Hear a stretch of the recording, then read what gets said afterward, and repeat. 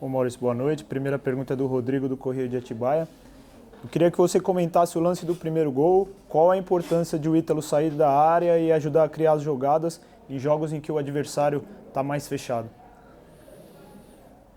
Eu acho que é fundamental, ele já vem fazendo isso há algum tempo, é uma característica do Ítalo, né? E a gente tem aprendido a usar ela cada vez mais. Acho que é uma situação, sem dúvida nenhuma, que pode nos ajudar bastante como ajudou hoje. É a segunda pergunta do Rodrigo. Você não vai poder contar com o Claudinho no jogo contra o Fluminense. Você já tem um substituto para ele ou pensa em mudar o esquema do time e jogar com 3 zagueiros? Não, vamos ver, uma coisa não está diretamente vinculada à outra, né? O sistema, a gente já sabia que isso ia acontecer, mas vamos estudar com calma a equipe do Fluminense, entender quais são os espaços e as possibilidades que a gente tem para explorar, e a partir disso a gente vai fazer sempre a melhor escolha, seja mudando o sistema, sendo colocando um outro jogador na posição. Pergunta do Eberson, da 102. Barbieri, nos últimos jogos observamos o Evangelista muito mais próximo dos atacantes, fazendo gols da entrada da área e dentro da área como hoje. É o jogador mais preparado para atuar no lugar do Claudinho ou você pensa em outro jogador para a posição? Eu também estou muito satisfeito com o rendimento do Lucas. Eu acho que ele tinha apresentado esse rendimento logo na minha chegada, depois teve a situação da Covid, algumas lesões, demorou um tempo para recuperar. Eu acho que isso ilustra como essa situação não é fácil, não é brincadeira, mas fico feliz que ele esteja voltando a atuar em alto nível. Ele tem uma característica distinta do Claudinho, são jogadores diferentes. Eu até acredito que ele possa atuar na posição, mas fazendo outra função, como existem outras possibilidades que a gente tem também. Pergunta do Diego, da 102. O quanto é importante mostrar um cartão de visitas logo na estreia do Brasileiro, vencendo por 3-0 fora de casa e tendo até possibilidade de ter marcado outros gols?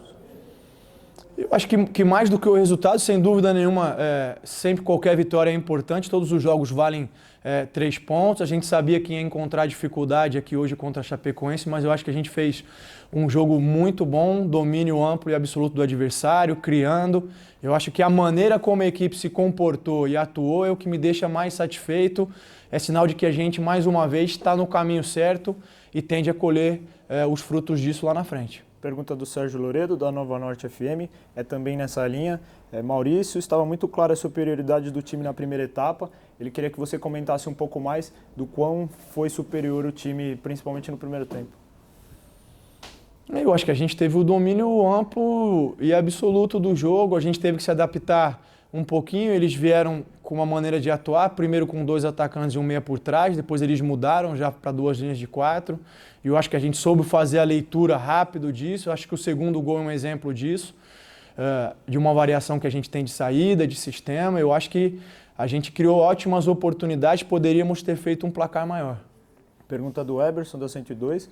Como você avalia o crescimento técnico e tático do Ramires, que nesse momento está substituindo para muitos um dos melhores volantes do último Brasileirão, que foi o Raul? Fiquei muito feliz com o jogo do Ramires hoje, acho que ele fez um jogo em altíssimo nível, dei os parabéns a ele no vestiário, mesmo atuando numa posição que originariamente não é a dele, mas ele tem se esforçado, se sacrificado pela equipe e hoje ele fez uma partida realmente muito boa, de altíssimo nível. Pergunta do Paulo Felipe, do Mercado do Futebol. Como você enxerga esse jogo contra o Fluminense sem 2 principais jogadores, o Claudinho e o Cleiton, e quem é o principal para substituir o Cleiton? Eu enxergo como um grande desafio. É claro que a gente gostaria de ter a possibilidade de contar com eles, porque são 2 grandes jogadores.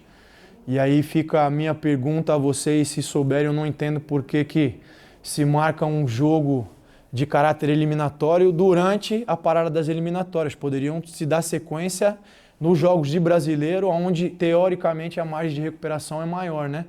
E aí eu acho que isso acaba tendo um peso maior numa decisão como é a Copa do Brasil. Mas a gente tem um elenco qualificado, a gente já atuou sem os 2 em outros momentos. Como eu disse, a gente vai sempre procurar fazer a melhor escolha, entendendo que tem um grande desafio que é a equipe do Fluminense. Pergunta do Tarso, da 102. Hoje o Bragantino confirmou sua superioridade contra a Chapecoense, que na opinião dele vai brigar para não cair. Para buscar algo a mais na competição, como uma vaga na Libertadores, é preciso um elenco maior para que a equipe não sinta a ausência dos principais jogadores quando isso ocorrer? Eu acho que rotular no início de campeonato sempre é muito complicado. Eu acho que vale lembrar a maneira como o Bragantino acabou iniciando o último campeonato, teve muitas dificuldades, mas terminou brigando por uma vaga na Libertadores. Então eu acho que é muito cedo. Eu acho sim que o que a gente tem que valorizar é o grande jogo que a gente fez em altíssimo nível, atuando com grande desempenho. Em relação à questão do elenco, a gente já falou em outras oportunidades também, a filosofia e o projeto que vem sido desenvolvendo no clube, a gente tem colocado jogadores jovens para amadurecer, muitos deles a gente já nem considera mais tanto jovens, porque já tem bagagem, tem rodagem bastante. É claro que a gente continua sempre olhando possibilidades no mercado, e se forem jogadores que possam nos ajudar, serão muito bem-vindos, mas em princípio a gente confia bastante nos jogadores que tem. Para terminar, a pergunta do Bruno da Alfamix. Vindo da Série B em 2009, a maior expectativa era a permanência na elite e acabou vindo uma vaga na Sul-Americana. Hoje, após essa experiência na Série A, podemos colocar como objetivo pelo menos a pré-Libertadores?